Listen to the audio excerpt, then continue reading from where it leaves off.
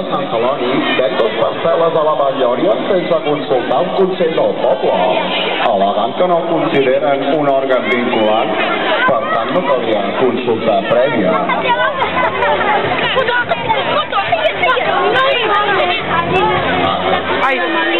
El govern municipal gasta 20.000 euros en l'exposició Sant Celoni Tots Sentits. Tenint en compte que el preu mitjà de lloguer d'un pis a la nostra vila és de 500 euros, 40 famílies salonines podrien pagar el seu lloguer aquell llarg mes de gener. Quants diners són 20.000 euros? Després de molts anys empassant-nos els sobrats titulars del carrer paral·lel a la via, per fi el carrer serà urbanitzat. Tindrem el carrer asfaltat. Està així des de la República. Fins al mateix any de les eleccions, Sant Celoni no ha tingut una festa de cap d'any com cal.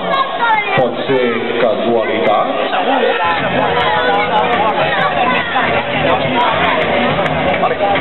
L'Ajuntament de Sant Celoni potencia la construcció d'un centre comercial, fomentant així el model consumista nord-americà, desvirtuant el típic comerç tradicional. Tot això sense consulta prèvia a la ciutadania.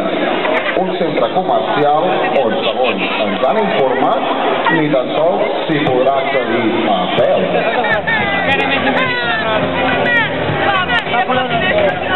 Els habitants de Sant Celoni han pogut veure com als últims anys el poble s'ha transformat en una ciutat dormitori, on els propis vilatans no tenen cap facilitat per pagar de l'administració per aconseguir ni tan sols un habitatge de 30 metres quadrats.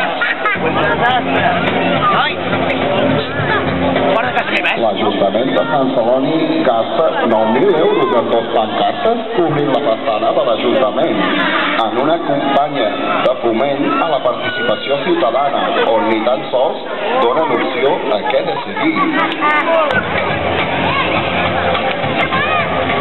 El lema de la campanya: actua, fem poble.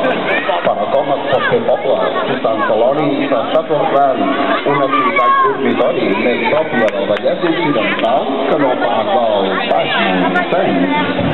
4 masies hi havia, 4 masies. Per finalitzar aquest informatiu, convidar-vos el proper dia 25 de gener al berenar tertúlia que organitza la candidatura d'Unitat Popular a partir de 2:15 de la tarda a Can Ramis.